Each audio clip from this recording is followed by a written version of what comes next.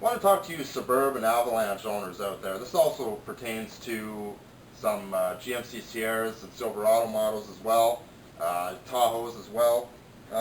When you're dealing with refueling your vehicle, all of a sudden, you're sitting at the pump, you just turn the pump on and you're just about ready to fill it up, and all you can hear is an audible whistling sound coming from the filler tube. And maybe it'll become so bad to the point where all of a sudden the trigger pump shuts off.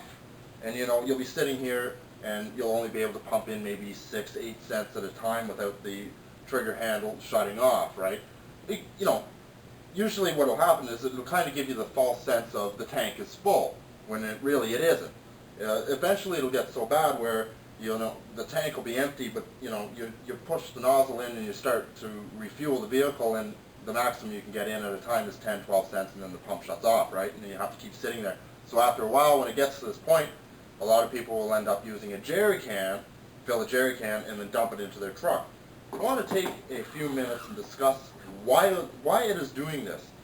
And there's a very simple part that just needs to be replaced from time to time. It will also trigger the service engine soon light, not in all cases. In some cases it will. And that is this. I'm going to go underneath the truck here and I'm going to discuss a little bit about this and show you how to replace one of these.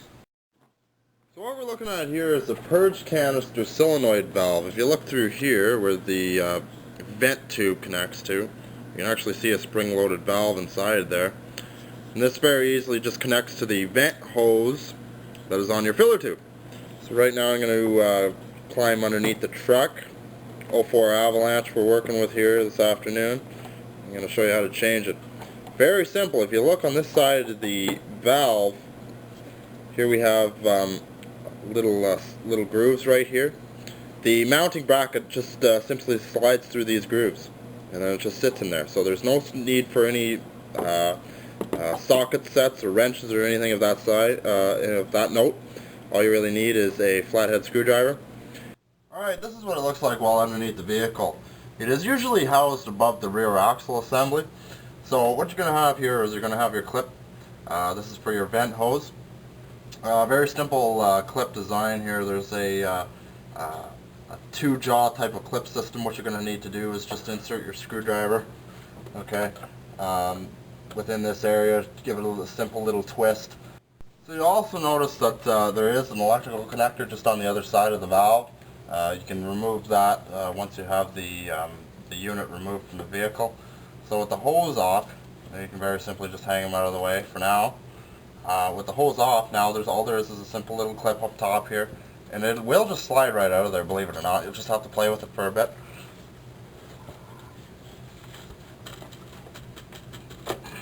And it just slides right in there. It's just a slide-in bracket, just like so. So with it out from the vehicle now, see, that's what your clip is. Very straightforward. It's just your mounting bracket. Okay, so now for here you have a very straightforward standard wire harness clip. You don't need a screwdriver of any sort. All you need to do is just slide up on the clip, and there you go. Pop it right out. Now with our new unit, I'm going to go ahead and connect my new wire harness, wire harness to my new valve.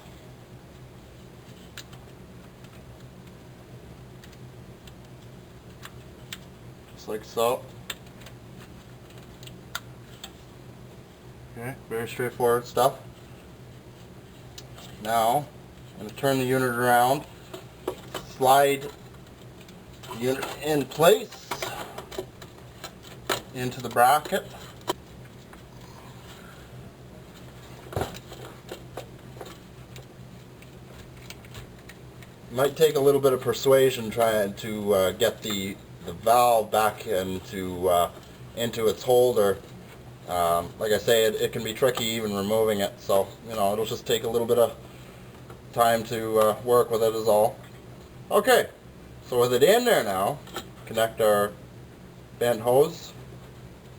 Simply just push it in until you hear it snap, just like so. And that's all there is to it. And if there was a code set by the computer,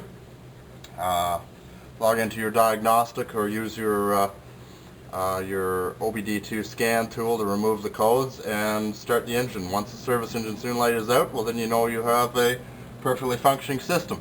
Then go ahead and take it to your service center and proceed to fill the tank, and you will have no problems.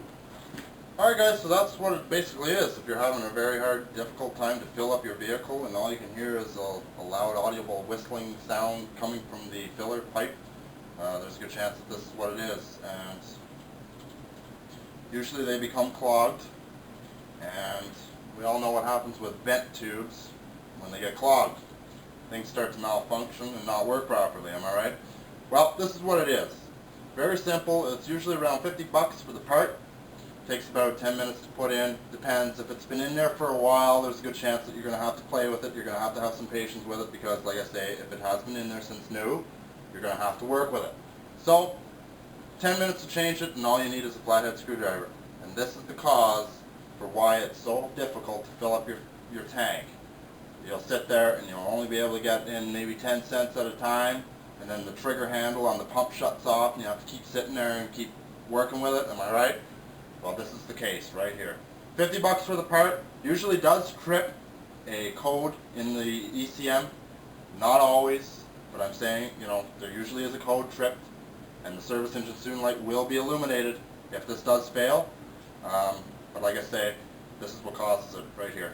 Anyway guys, 50 bucks for the part, and 10 minutes to change. So like I said, very straightforward stuff, very easy to fix. So anyway, we'll catch you right back here next weekend. Take care of yourselves. Happy motoring.